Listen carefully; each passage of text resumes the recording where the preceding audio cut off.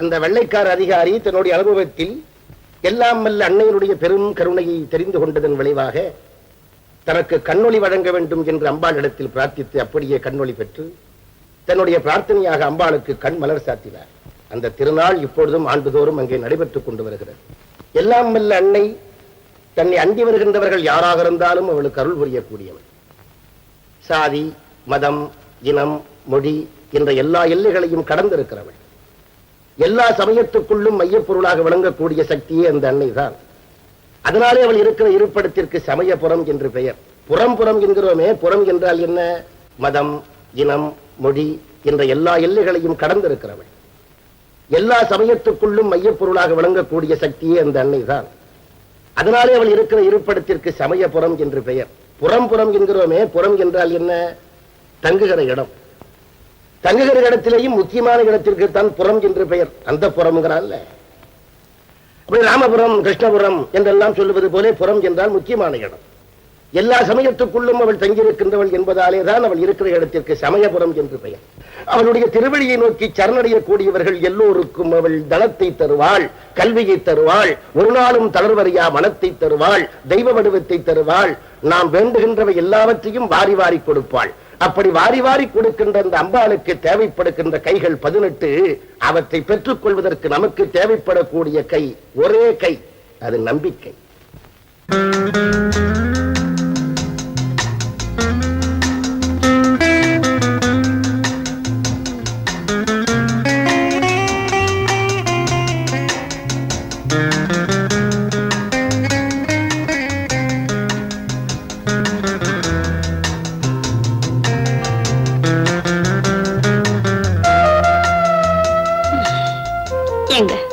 எத்தனை முறை சொல்லிருக்கேன், தெய்வ படங்களை வரையும் போது இப்படி அனாச்சாரமா நடந்துக்காதீங்கன்னு.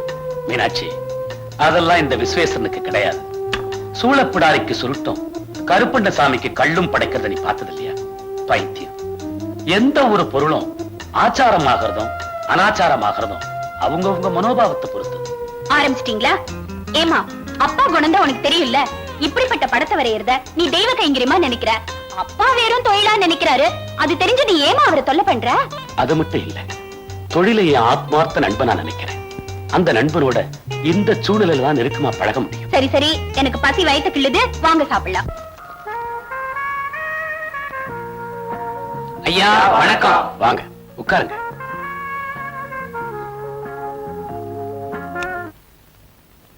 என்ன விஷயம்? ஐயா, நாங்க தெய்வ படங்களை அச்சிட்டு விற்பனை செய்யற கம்பெனிய பார்ட்னர்ஷிப்ல புதுசா ஆரம்பிச்சிருக்கோம். அப்படியா? Very good. நீங்க வரைகிற படத்துக்கு மார்க்கெட்ல நல்ல கிராக்கி இருக்கு. அதனால முதலா உங்க கையால சமயபுரத்து மாரியம்மன் படத்தை வரைஞ்சு வெளியிடலாம்னு ஆசைப்படுறோம். அதனால என்ன, தாராளமா வரைஞ்சு தரேன். அதானே என் தொழில். ஐயா, இன்னைக்கு வெள்ளிக்கிழமை, நாள் ரொம்ப நல்லா இருக்கு. அதனால இன்னைக்கே நீங்க படத்தை எழுத ஆரம்பிச்சிருங்க. இந்தாங்க அட்வான்ஸ் அப்படிங்க. வர்ற வெள்ளிக்கிழமை வாங்க, படத்தை கொடுக்குறேன். சரிங்க ஐயா. அப்ப நாங்க வரோம். அப்ப நாங்க வரோம்.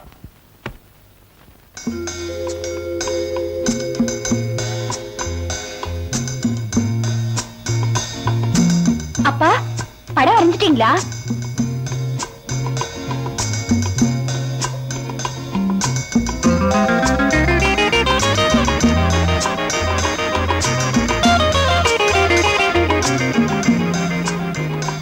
காயத்ரி, எனக்கு ஒரு உதவி செய்யறியாமா? சொல்லுங்கப்பா, என்ன செய்யணும்? வாமா.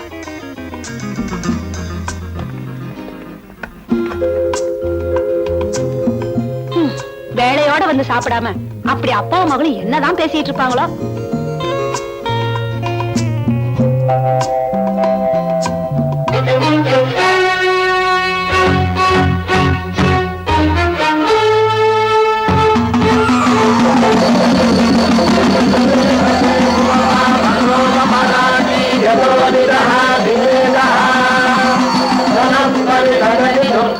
विश्वानादे वसंधं रुधितात्यग्निः तावग्निवर्णान् तपसा ज्वलन्तीं वैरोचनीं कर्मफलेषु जुष्टाम् दुर्गां देवीं शरणमहं प्रपद्ये सुतरसि तरसे नमः अग्रे तुम्बादजानव्यो अस्मान् स्वस्ति भिदति दुर्गाणि विश्वा पूश्च पृच्छ्वी बहुलान उर्वी भवातो गाजतनयाय शय्यो நிறுத்துங்க. என்னங்க என்ன காரியம் செஞ்சுக்கிட்டு இருக்கீங்க? புனிதமான தெய்வ திருக்கோலத்துல நம்ம பொண்ணையே உட்கார வச்சிட்டீங்களே. இந்த அநியாயம் வேற எங்கேயாவது நடக்குமா? பொதுவா ஓவியர்கள்லாம் எதையாவது மாடலா வச்சுட்டு தான் வரைவாங்க. நான் என் மகளை மாடலா வச்சு வரைகிறேன். இதுல இருந்து தப்பு. ஆச்சாரம் அனுஷ்டானம் இல்லாம இப்படி தெய்வ வடிவத்துல உட்கார வைக்கிறது அபச்சாரங்க. விரதம் இல்லாம இத வெறும் தொழிலாத்தான் நீங்க செய்றீங்கன்னா இது விபரீதத்துல தாங்க போய் முடியும். அம்மா, காரணம் இல்லாம காரியம் இல்ல. அப்பா என்ன சமயபுரத்தால ஆக்கி பார்க்கணும்னு ஆசைப்படுறாரு. அவர் ஆசை நிறைவேறட்டும். இதெல்லாம் உங்க அம்மாவுக்கு புரியாது. இவ ஒரு 10ஆம் பஸ் விடு.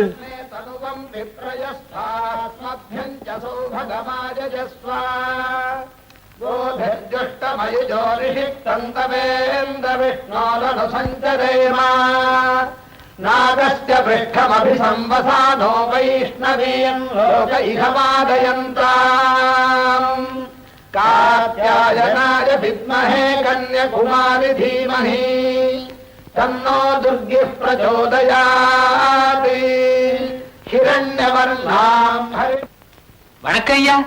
ஓ, நீங்களா? வாங்க வாங்க. நீங்க வரைஞ்சு கொடுத்த சமயபுரத்தம்மன் படத்துக்கு மார்க்கெட்ல ஏகப்பட்ட வரவேற்பு. ஆமாங்க ஐயா, அந்த படத்தை வாங்காதவங்க இல்ல, வணங்காதவங்க இல்ல. அந்த படத்தினால எங்களுக்கு பல லட்சங்கள் லாபம் கிடைச்சிருக்கு ஐயா. ரொம்ப சந்தோஷம் ஐயா. நாங்க முதல்ல தொழில் ஆரம்பிச்சு இந்த அளவுக்கு லாபம் அடைஞ்சதுக்கு மூல காரணமே நீங்கதான் ஐயா. இதை எங்க அன்பு காணிக்கா வாங்கிக்கங்க. பரவாயில்லைங்க, வேணாம். தயவு செஞ்சு வாங்கிக்கங்க. வாங்கிக்கங்க ஐயா, வாங்கிக்கங்க. அப்போ நாங்க வர்றோம் ஐயா. வாங்க. இந்த தடவை கேச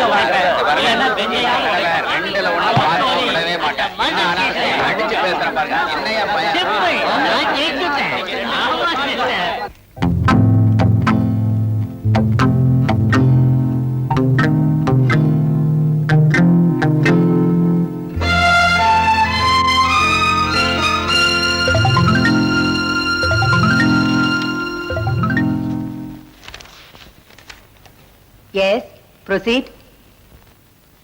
எஸ் யுவர் ஆனர். குற்றவாளி குண்டில் இருக்கிற செங்கோடன் ரொம்ப பயங்கரமானவன். தன்னுடைய முதலாளி வீட்டில் ரூபாய் 10,000 திருடியிருக்கிறான். இல்லைங்க, இல்லைங்க, சத்தியமா இல்லைங்க. பொய் சொல்லாத. பொய் சொன்னா நரகத்துல என்ன தண்டனை தெரியுமா? கொதிக்கிற கொப்பரையில குப்புன்னு தள்ளிடுவாங்க. அதுக்கப்புறம் அடுத்த ஜென்மத்துல வருத்த கருவானா வரைக்கு போய் பணப்பேன். By the by mister Sengodan, உன் மாத சம்பளம் எவ்வளவு? 250ங்க. இந்த கடகண்ணிக்கு போகும்போது ரூபாய்க்கு எவ்வளவு கமிஷன் இருப்பேன்? அந்த புத்தி எனக்கு கிடையாதுங்க. அப்ப எனக்கு இருக்கிறது சம்பளமும் கட்ட சம்திங் இல்ல. அப்புறம் எப்படி ஓல குடிசையில ஓட்ட பெட்டியில ரூபா 10,000 நடந்து வந்ததா? பை வாக்கா? அந்த பணம் எப்படி வந்தது எனக்கு தெரியாது சார். உனக்கு தெரியாம உன் வீட்டுல எப்படியா பணம் வர முடியும்? யோ, இது என்ன மந்திரத்துல மாங்காய் வரைக்கு சமாச்சாரமா? நான் சொல்றேன், உன் தங்கச்சி கல்யாணத்துக்காக நீ உன் முதலாளி வீட்டுல திருடுற பணையா? இல்ல, நான் திருடல. சத்தியமா நான் நிரபராதி.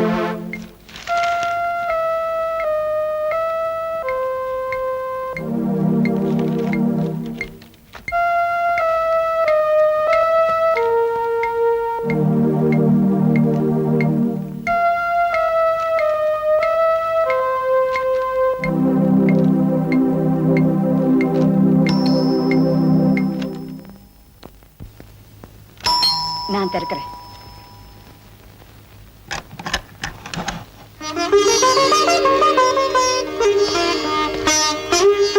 ஏ மகேஸ்வரி, இன்னும் ஏன் நீ தூங்கல?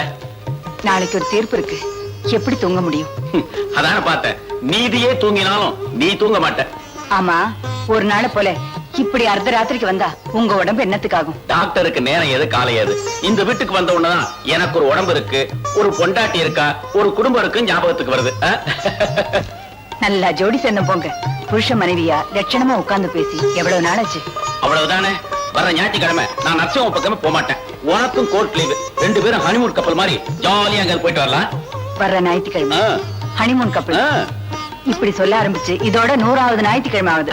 அது சரி சரி, பசிக்குது, சாப்பிட வாங்க. ஆமா, நீ இன்னும் சாப்பிடலையா? புருஷன் சாப்பிட்டப்பறம் தான் பொண்டாட்டி சாப்பிடணும் என்ன சம்பிரதாயமோ எனக்கு தெரியல. அதுல இருக்கிற சந்தோஷம் புருஷனுக்கு தெரியாது, மனைவிக்கு தான் தெரியும். வாங்க. புருஷனுக்கு மூக்கு பிடிக்க சாப்பிட தான் தெரியுங்கல்ல.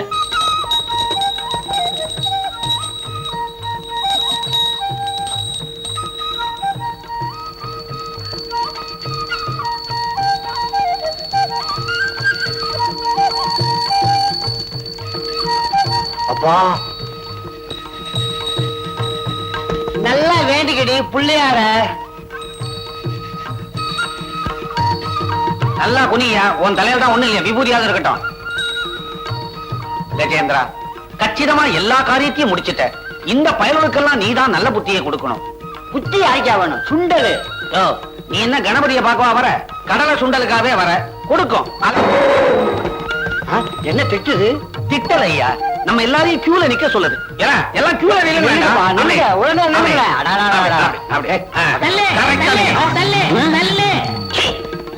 கஜேந்திரா எல்லாரையும் கியூல நிக்க சொல்லி இருக்குது. தெரியுது இல்ல?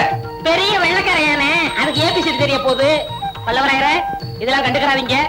யானை கையேந்தனா சுண்டல் கொடுத்துட்டு போகுது. பா ஏம்மா! பாத்தியா, மண்ண கவிட்ட. யோ, யானை ஒரு அன்புல விளையாண்டதுயா. இப்ப பாரு, சுண்டல் வாங்கிட்டு வரேன். கஜேந்திரா, எரும மாட்டு ஜென்மம். ஒரு தரம் சொன்னா புரிஞ்சுக்க மாட்டேங்கிறான் இவனை. எடு குடிக்க. என்னது? ஐயா, சரி வரதில் நிக்கிறேன். அதுக்கு அப்படி தள்ளாத. ஐயோ, சுண்டல் புறம் போயிருமே. ஐயோ, சரி சரி நிக்கிறேன். அடிச்சு விடாத. எங்க வீட்டு பக்கம் வா, கல்ல விட்டு எறிகிறேன்.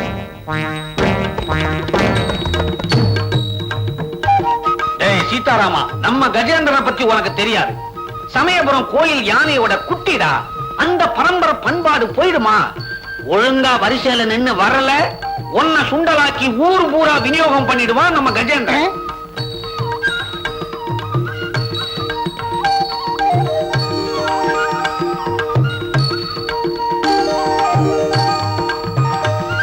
கையை விரிச்சு வாங்கிக்க, துண்டை வைக்காத. எனக்கும் கொடு.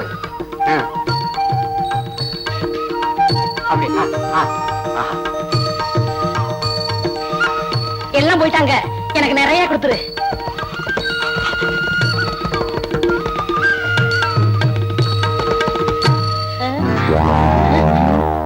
கொடுக்கல, வெளியில வா. அண்ணே, எலாய் வண்டியில அரிசி மூட்டையும் காய்கறி இருக்கு, போய் எடுத்துட்டு வாப்போ. சரிங்க ஐயா. அண்ணே, அண்ணே.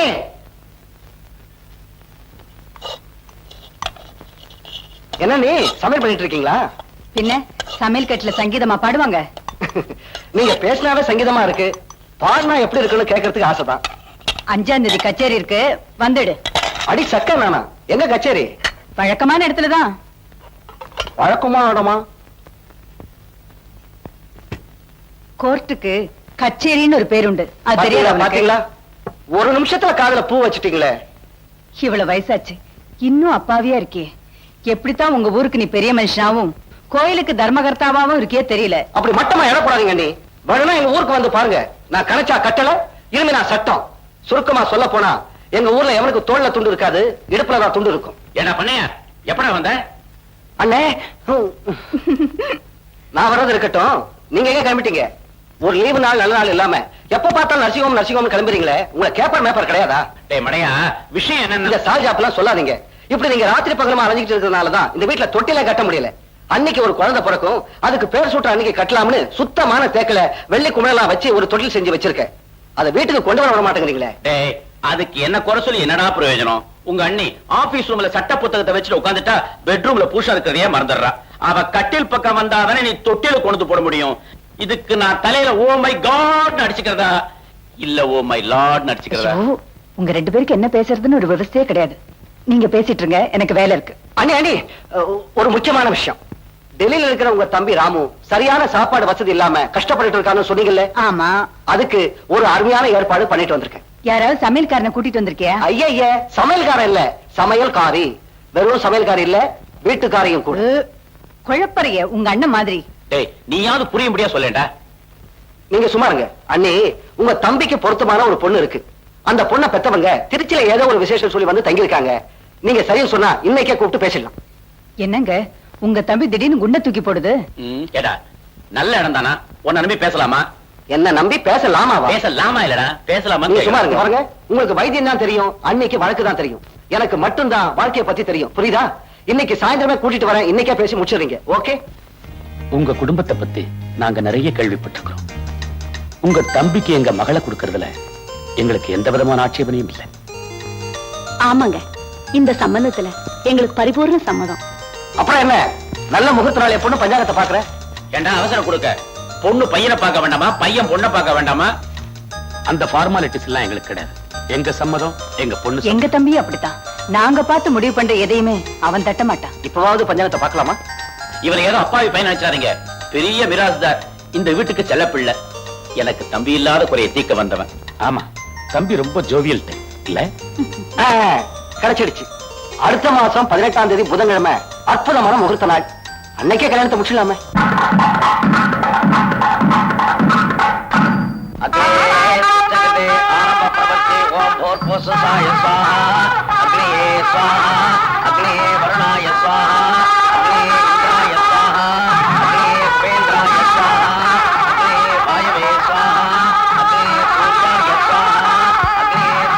வாங்க.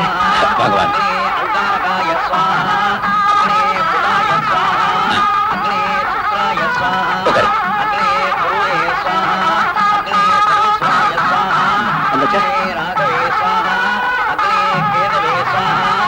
வழக்கமா சொல்றீங்களே பொண்ணை கூட்டுங்கன்னு, அது சொல்ல வேண்டியதானே? பொண்ணா கூப்பிடுங்க, பொண்ணை வர சொல்லுங்க.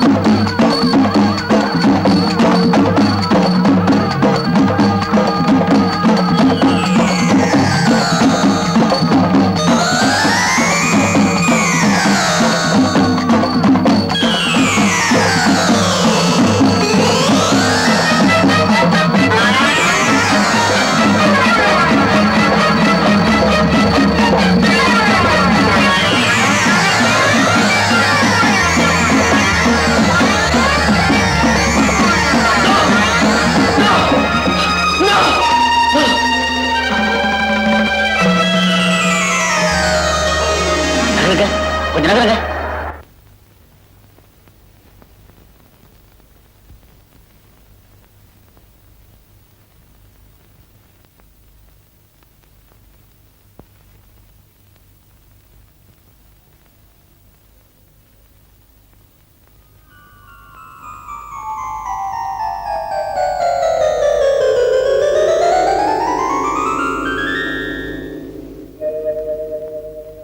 என்ன பாச்சு, ஏன் திடீர்னு மயங்கிட்ட? பெரிய அபச்சாரம் நடந்து போச்சு. உலகத்துக்கெல்லாம் தாயாவளுங்கிற அந்த மாரியம்மனை கொண்டு வந்து எனக்கு முன்னால மணமகளா நிக்க வச்சுட்டீங்களே. இந்த பாவம் வேற எங்கேயாவது நடக்குமா? என்ன உளர்ற? சமயபுரத்து அம்மனுக்கு சாதாரண பொண்ணுக்கு உனக்கு வித்தியாசம் தெரியல?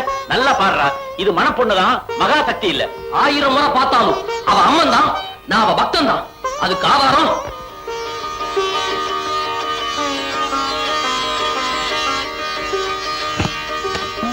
இந்த படத்தை பாருங்க.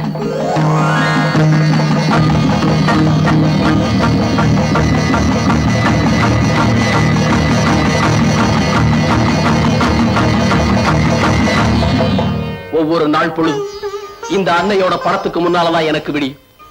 சூரியோதயத்தையும் மிஞ்ச ஒளிமயமான அந்த அன்னையோட புண்ணிய பாதங்கள் தான் நித்த நித்த எனக்கு அருளையும் ஆதரவையும் தர அற்புத காட்சி. இப்படியெல்லாம் நான் பக்தி பூர்வமா வச்சு வணங்கிக்கிட்டு இருக்கேன். அந்த தாயவே எனக்கு தாரமாக்க பாக்குறீங்களே, அதை எப்படி என்னால தாய்க்க முடியும்? சொல்லுங்க சொல்லுங்க. மாப்பிள்ள, அந்த படம் என் மகளை நான் மாடலா வச்சு வரைஞ்சது. மாடலா உட்கார்ந்ததுக்காக என் மக அந்த மகமாயி ஆயிட முடியுமா? கண்ணாடியில தெரியுற நெருப்பு சுடுமா? டேய், வேஷமும் வாழ்க்கையும் வேறடா. ராஜா வேஷம் போட்டவன் ராஜா ஆயிட முடியுமா? மன்னிக்கணும். என் நெஞ்சில தெய்வமா நிறைஞ்சிருக்கிற அந்த உருவத்தை மனைவிங்கிற ஸ்தானத்துல வச்சு பாக்குறது மகா பாவம். ராமு தயவு செஞ்சு மன்னிச்சிருங்க. ராமு ராமு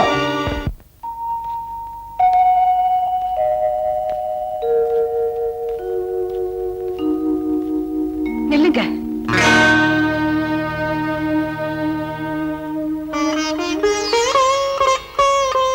சொல்லிக்காம போறது எங்களை அவமானப்படுத்துற மாதிரி இருக்கு. சந்தோஷமான நேரமா இருந்தா சொல்லிட்டு போகலாம். இப்படிப்பட்ட சங்கடமான சூழ்நிலையில சொல்லாம போறதுதான் நல்லது. அவசரப்படாதீங்க. 1000 கனவுகளோட இந்த வீட்டுக்குள்ள அடி எடுத்து வச்ச ஒரு பொண்ணு வெறும் கழுத்தோட அனுப்புற பாவத்துக்கு நான் ஆளாக மாட்டேன். இந்த கல்யாணம் நடக்கும். நடந்தே